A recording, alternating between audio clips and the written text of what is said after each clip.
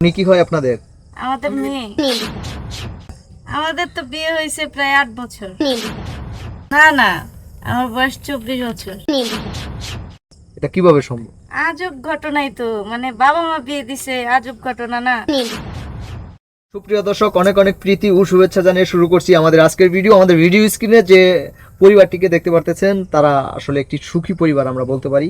তো এই সুখী পরিবারের সাথে আমাদের আজকে কথোপকথন হবে। কেমন আছেন আপনারা? এই তো ভালো। আছি। ভালো আছেন? তো আপনার নামটা কি? আমার নাম লাবণ্য। লাবণ্য। আপনার নাম? রিফাত। রিফাত। আর আপনাদের মেয়ে, মানে আপনারা দুইজন কি স্বামী স্ত্রী? জি। আর আপনাদের মেয়ে, মেয়ে। আপনাদের বিয়ে হয়েছে কয় বছর হয়? আমাদের তো বিয়ে হয়েছে প্রায় 8 বছর। 8 বছর। আপনার বাচ্চার বয়স কত? 7 বছর। 7 বছর। আপনার বয়স কত? এই যে 16। 16? আপনার বয়স 16 হয়েছে? হুম। আর আপনার বয়স? আমার বয়স তো 20 বছর। 24 বছর? হ্যাঁ। আপনাকে দেখে তো মনে হয় না যে 24 বছর আপনার। কেন, কি মনে হয়? আপনার বয়স উঠতে গেলে হয়তো 18-19 এরকম হবে। না না, আমার বয়স 24 বছর।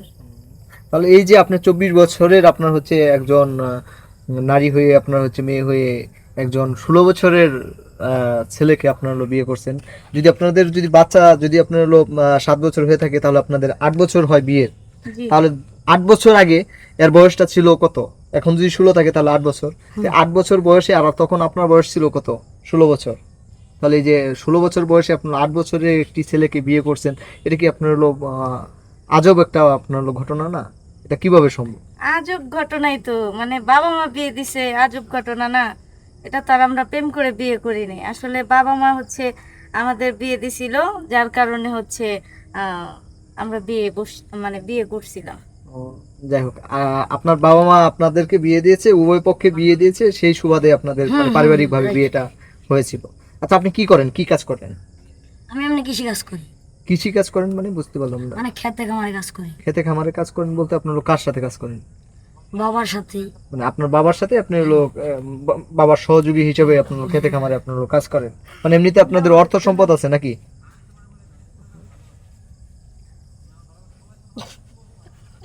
আচ্ছা আচ্ছা আচ্ছা, নামিয়ে দেন, সমস্যা নাই, নামিয়ে দেন, থাক থাক, না নামিয়ে দেন, সমস্যা নাই। এটা অনেক বড়, নামিয়ে দেন না, পেতে পারো। হ্যাঁ। যাক, মানে আপনার বাচ্চাকে কুলে নিতে মন চায়, বড় হয়ে গেছে এই কারণে নিতে পারতেছেন না। মামুনি, তোমার নামটা কি? লামিয়া। লামিয়া। এটা কি হয় তোমার? আম্মু। আর এটা? আব্বু। ও, তো তোমার আব্বু তোমাকে সবসময় মজা এনে দেয়? হ্যাঁ। ও, কোন ক্লাসে পড়ো? টুতে। টুতে পড়ো? ও, তো তোমার আব্বু আম্মু তোমাকে খুব আদর করে? হুম। ও, তোমার আব্বু তোমাকে কুলে নেয় না? হ্যাঁ নেয়। ও, তো আব্বুর কুলে থাকতে বেশি পছন্দ করো না আম্মুর কুলে থাকতে বেশি পছন্দ করো? আম্মুর কোলে। ও, যাই হোক, বাচ্চারা সবসময় আসলে মায়ের স্নেহে লালিত পালিত হয় বেশি।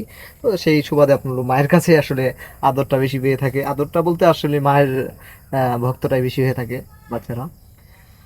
তো দর্শক, আসলে এটা আসলে একটি বিরল একটি ঘটনা যে 16 বছর বয়সেই হয়েছে বাবা, সরি 8 বছর বয়সেই হয়েছে বাবা, আর 16 বছর বয়সেই হয়েছে মা।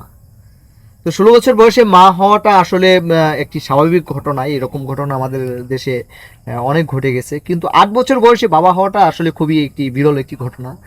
আমার দেখা মতে এই প্রথম। তো যাই হোক, আপনারা আপনাদের দাম্পত্য জীবনে কেমন আছেন? হ্যাপি, অনেক হ্যাপি। কোন পর্যন্ত লেখাপড়া করেছেন আপনি? 7 মন্ত। 7 পর্যন্ত? হ্যাঁ মানে বিয়ের পরেও লেখাপড়া করছেন? হ্যাঁ হ্যাঁ। আপনি আপনি কোন পর্যন্ত লেখাপড়া করেছেন? হ্যাঁ? আপনার কথা শুনে আসছে। আচ্ছা, ঠিক আছে, সমস্যা নাই।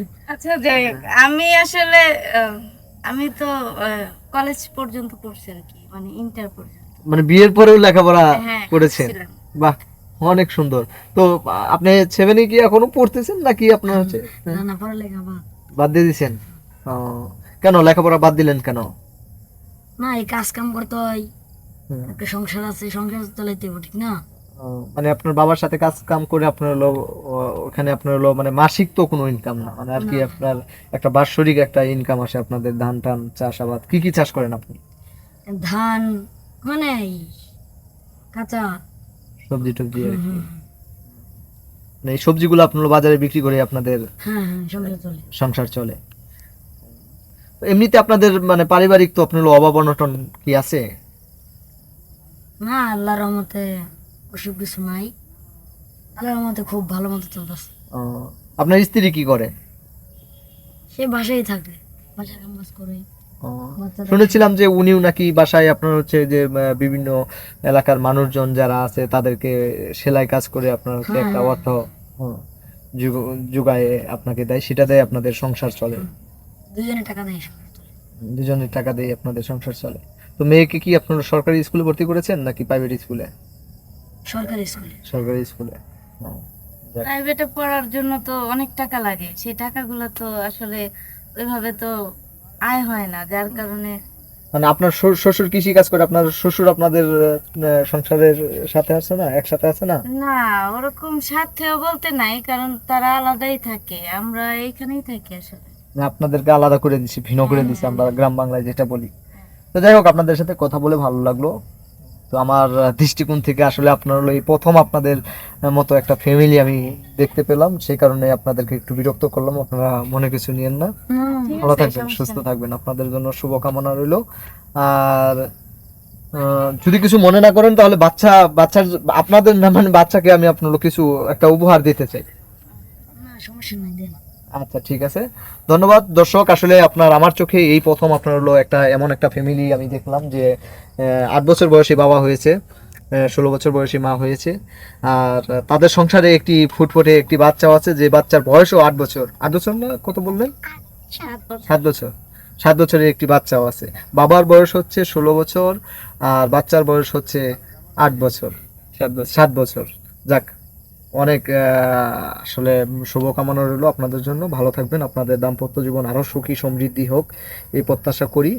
আর সারা বাংলার মানুষের কাছে আসলে আপনার ভিডিওটা আমি জানি না আপনারা ছাড়ার পরে কে কী কমেন্টস করবেন, তবে আসলে যেটা তাদের সাথে হয়ে গেছে ছোটোবেলায় বিবাহ, সেটা ঘটেই গেছে, কিন্তু ওনারা যে এই পর্যন্ত যে এই যে 8টি বছর যে অতিক্রম করেছে, 8টি বছর যে আপনার হলো একসাথে সংসার করেছে, একটি বাচ্চা হয়েছে, তো সেই ক্ষেত্রে আপনার হচ্ছে বোঝাই যাচ্ছে যে এখানে কোনো সন্দেহের কোনো অবকাশ নেই যে তাদের সংসারে সুখ সমৃদ্ধি কোনো কমতি নেই। তো যাই হোক, তাদের জন্য দোয়া করবেন সকলেই, সকলের কাছে এই কামনা, কেউ খারাপ কোনো কমেন্টস করবেন না, সকলে তাদের জন্য দোয়া করবেন এই প্রত্যাশায় আজকের মতো এই ভিডিওটি এখানেই শেষ করতেছি।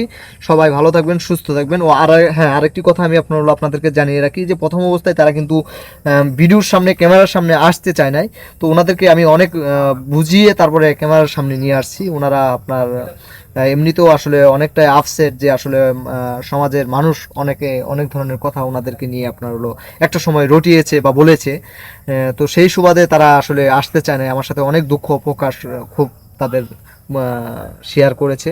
তো সেই দৃষ্টিকোণ থেকে আমিও আপনাদের কাছে আপনার হলো একটি অনুরোধ করে যাব যে আপনারাও তাদেরকে নিয়ে খারাপ কোনো মন্তব্য করবেন না, তাদের জন্য দোয়া করবেন, তাদের সংসারে যাতে সুখ সমৃদ্ধি বিগত দিনে যেরকম ছিল আগামী দিনগুলোতেও যেন সেভাবেই থাকে। সবাই ভালো থাকবেন, সুস্থ থাকবেন, এই প্রত্যাশায় বিদায় নিচ্ছি। আসসালামু আলাইকুম।